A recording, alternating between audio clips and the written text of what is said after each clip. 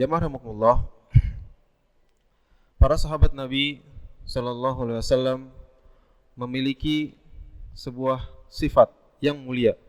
Di antaranya adalah mereka sangat semangat dalam mencari ilmu yang bermanfaat. Maka ketika bertanya kepada Rasulullah Sallallahu Alaihi Wasallam juga senantiasa pertanyaan-pertanyaan yang sangat bermanfaat sekali. Dikisahkan dalam sebuah hadis, dan hadis ini merupakan hadis ke-31 dari kitab Arba'in Nawawiyah. Dikisahkan bahwasanya ja'a rajulun ila Nabi sallallahu alaihi wasallam.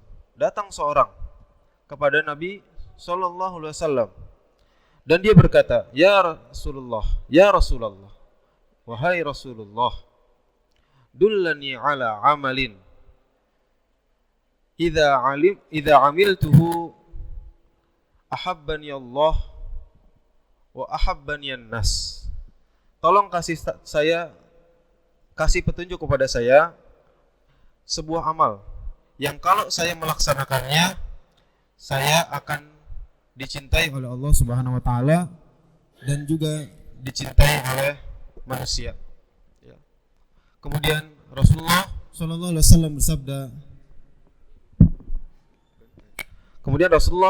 wasallam bersabda, faqala izhad fid dunya yuhibbukallah wazhad fima indan nas yuhibbukan nas. Zuhudlah kepada dunia, maka Allah Subhanahu wa taala akan mencintaimu. Dan zuhudlah terhadap apa-apa yang dimiliki manusia, maka manusia juga akan mencintaimu. Jamaah rahimakumullah, hadis ini menunjukkan bahwasanya zuhud memiliki keutamaan yang besar di dalam agama kita. Kemudian pertanyaannya adalah, apa itu zuhud? Ya, apa itu zuhud? Ya, apakah zuhud itu menghindari kehidupan dunia? Maka ternyata tidak. Ya. Zuhud bukan berarti meninggalkan dunia. Karena Allah Subhanahu wa taala dalam Al-Qur'an surat Al-Qasas ayat 77 berfirman, "Wabtaghi fima ataqallahu ad-daral akhirah wa la tansa nasibaka minad dunya." Ya, bahwasanya kita diperintahkan untuk mencari kehidupan akhirat, akan tapi jangan juga kita lupa mencari bagian kita yang sudah disediakan Allah Subhanahu wa taala di dunia ini. Jadi zuhud tidak berarti meninggalkan dunia. Kemudian, apakah zuhud juga berarti menggunakan pakaian yang compang-camping, yang lusuh, yang kusut ataupun berdebu begitu? Ternyata tidak juga.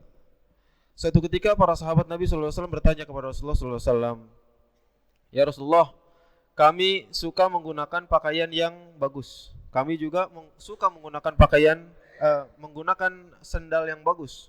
Ya. Apa kata Rasulullah? Ternyata Rasulullah tidak melarang, bahkan mengatakan, "Innallaha jamil wa yuhibbul jamal." Sungguhnya Allah itu indah dan mencintai keindahan. Jadi tidak mengapa kita menggunakan pakaian bagus, sendal bagus, ataupun yang bagus-bagus, selama tidak israf, selama tidak berlebihan, dan juga selama tidak bertujuan untuk menyombongkan diri. Jamaah rahimakumullah. Kemudian jamaah rahimakumullah, apakah zuhud itu juga berarti bertentangan dengan kekayaan? Ternyata tidak juga, jamaah rahimakumullah. Zuhud tidak ada hubungannya dengan kekayaan. Karena kalau kita lihat ternyata banyak nabi-nabi yang kaya raya, bahkan juga Allah Subhanahu wa taala memberikan kepadanya kekuasaan. Seperti misalnya Nabi Daud ataupun Nabi Sulaiman. Dan juga tidak hanya nabi-nabi, tapi juga banyak sekali sahabat Nabi sallallahu alaihi wasallam yang juga memiliki kekayaan yang luar biasa. Seperti misalnya Khadijah radhiyallahu taala anha, istri Nabi Muhammad sallallahu alaihi wasallam, yang mana beliau di awal-awal dakwah membiayai kegiatan dakwah Nabi sallallahu alaihi wasallam dengan segenap hartanya. Kemudian misalnya juga adalah Abu Bakar As-Siddiq radhiyallahu taala anhu. Ya. Ketika Bilal bin Rabah disiksa oleh majikannya Umayyah, ya, Ketika itu Rasulullah SAW tahu bahwa Bilal bin Rabah itu sedang disiksa. Akan tapi beliau tidak punya uang untuk memerdekakannya. Lantas kemudian sahabat Abu Bakar As-Siddiq radhiyallahu ta'ala anhu yang merupakan seorang konglomerat waktu itu membebaskan Bilal bin Rabah dengan harga yang cukup mahal, yakni seharga 595 gram emas. Kalau harga emas sekitar 590 ribu, berarti sekitar 350 juta harga Bilal bin Rabah. Jazakumullah. Begitu juga sahabat-sahabat yang lain, misalnya sahabat Utsman bin Affan radhiyallahu taala anhu. Beliau adalah seorang yang kaya raya. Akan tapi kekayaannya senantiasa digunakan untuk berinfak fi sabilillah. Suatu ketika kaum muslimin sedang kesulitan di Madinah. Kesulitan untuk mendapatkan air. Ya. Satu-satunya sumur yang ada dekat situ hanya dimiliki oleh seorang Yahudi yang bernama Rumah. Oleh sebab itu, sumurnya disebut sebagai sumur Rumah. Kemudian ternyata sumur itu dibeli oleh Utsman bin Affan radhiyallahu taala anhu dengan harga 20.000 dirham, atau kalau satu dirham 70.000, berarti sekarang sekitar 1,4 miliar rupiah harga sumurnya. Kemudian Utsman bin Affan mewakafkan sumur itu di jalan Allah Subhanahu wa taala, dan sampai sekarang sumur tersebut masih ada.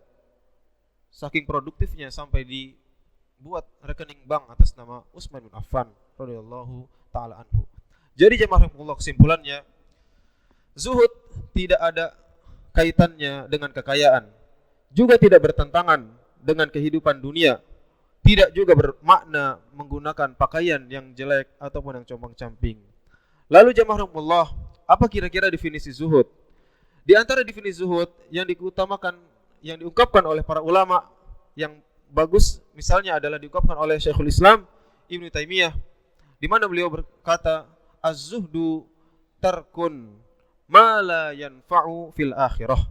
Sesungguhnya zuhud itu adalah meninggalkan apa-apa yang tidak ada manfaatnya untuk kehidupan akhirat, ya. Jadi zuhud adalah meninggalkan apa-apa yang tidak ada manfaatnya untuk kehidupan akhirat.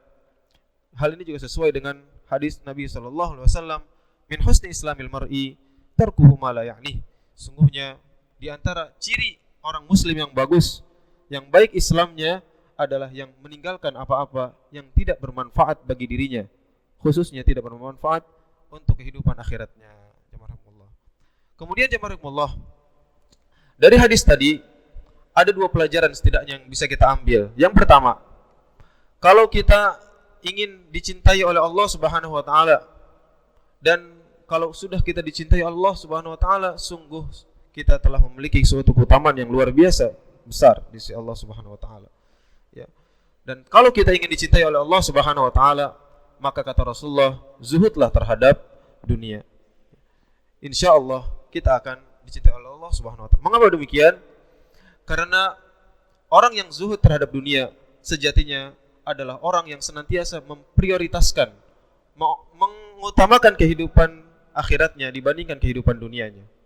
Seorang pedagang yang zuhud misalnya, meskipun dia melakukan kegiatan bisnis, akan tapi dia senantiasa dalam bisnisnya itu tidak sampai melupakan dirinya dengan zikir kepada Allah Subhanahu wa taala. Sebagaimana disebutkan oleh Allah Subhanahu wa taala dalam surat An-Nur ayat 37, rijalun la tulhihim tijarah wala bai'un an dzikrillah wa iqamis shalah wa ita'iz zakah yakhafuna yawman tataqallabu fihi al-qulubu wal absar. Di antara ciri orang muslim yang baik adalah ketika mereka dipanggil oleh Allah Subhanahu wa taala untuk salat, meskipun mereka sedang berdagang, meskipun mereka sedang berjual beli, mereka tinggalkan itu semua dalam rangka menghadap Allah Subhanahu wa taala.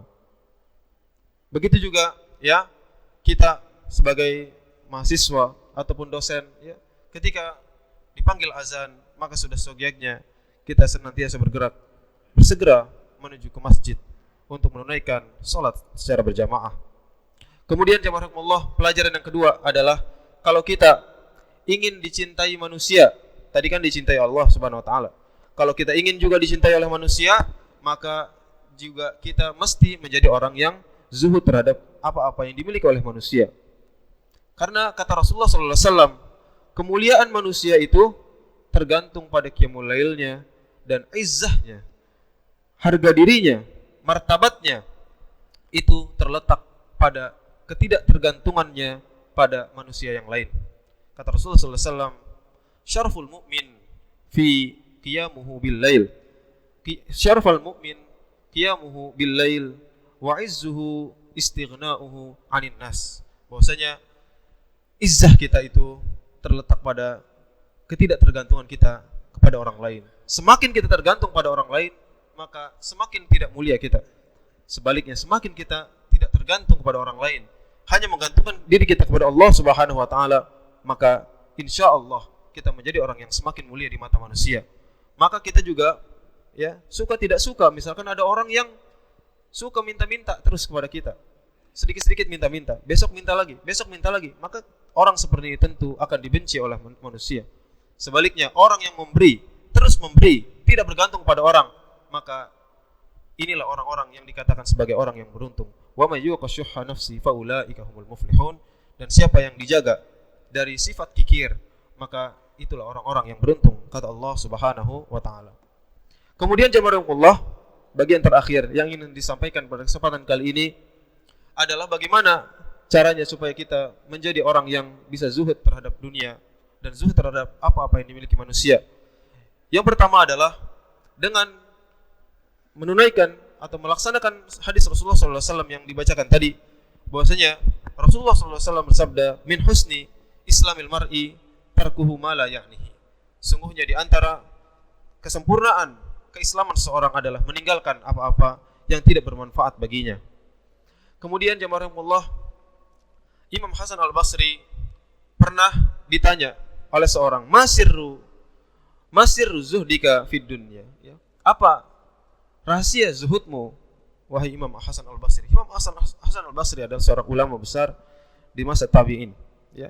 Kemudian beliau menjawab yang ini merupakan sebuah kalimat yang sudah terkenal, ya. Beliau mengatakan, alimtu bi anna rizqi lan ya'khudhahu ghairi. Aku sadar, aku tahu dan aku yakin bahwasanya rizkiku itu tidak pernah akan diambil oleh orang lain. Fatma'anna qalbi, maka hatiku menjadi tenang ketika ingin mencarinya. Jemaah Allah, sesungguhnya rezeki kita telah ditentukan oleh Allah Subhanahu wa taala. Bahkan dalam sebuah hadis dikatakan, kita tidak akan meninggal dunia sampai rezeki kita itu lunas diberikan oleh Allah Subhanahu wa taala. Oleh sebab itu jangan khawatir dengan rezeki yang kita dapatkan, ya. Kalau memang takdirnya sedikit, boleh jadi memang takdir kita sedikit. Akan tapi sebaliknya, ada memang orang-orang yang telah ditakdirkan oleh Allah Subhanahu wa taala rezekinya untuk menjadi banyak. Seperti misalkan Abdurrahman bin Auf, seorang sahabat Nabi sallallahu alaihi wasallam yang pernah berdoa kepada Allah Subhanahu wa taala agar sekali-sekali rugi dalam berdagang. Tapi ternyata qadarullah, beliau tidak pernah rugi dalam berdagang. Ya. Boleh jadi mungkin rezeki kita sedikit, karena boleh jadi kalau kita diberikan rezeki kita dalam jumlah yang banyak, kita menjadi orang yang zalim. Kata Allah Subhanahu wa taala, orang yang diberikan rezeki itu, maka dia cenderung menjadi zalim kalau rezekinya diluaskan oleh Allah Subhanahu wa taala. Dalam sebuah ayat Allah Subhanahu wa taala mengatakan, walau basatallahu rizqa li ibadihi labaghaw fil ard. Sekiranya Allah Subhanahu wa taala meluaskan rezeki kepada seorang, maka boleh jadi dia akan berlaku zalim terhadap orang lain. Boleh jadi itu memang yang terbaik buat kita. Jadi tidak perlu kita mencari rezeki dengan cara-cara yang diharamkan oleh Allah Subhanahu wa taala. Umpamanya dengan cara suap misalnya, pelicin, sogokan dan lain sebagainya. Yang kata Rasulullah sallallahu alaihi wasallam, ar-rashi wal murtashi war ra'ish bainahuma finnar. Sungguhnya orang yang menyuap, orang yang disuap, bahkan juga perantaranya, semuanya berada di dalam nerakanya Allah Subhanahu wa taala. Jemaah rahimahullah, semoga kita diberi kekuatan oleh Allah Subhanahu wa taala untuk bisa menjadi orang yang zuhud, sehingga kita dicintai oleh Allah dan juga dicintai oleh manusia. Demikian yang bisa disampaikan pada kesempatan yang singkat ini. Semoga bermanfaat. Subhanakallahumma bihamdik, asyhadu an la ilaha illa anta, astaghfiruka wa atubu ilaik. Wassalamualaikum warahmatullahi wabarakatuh.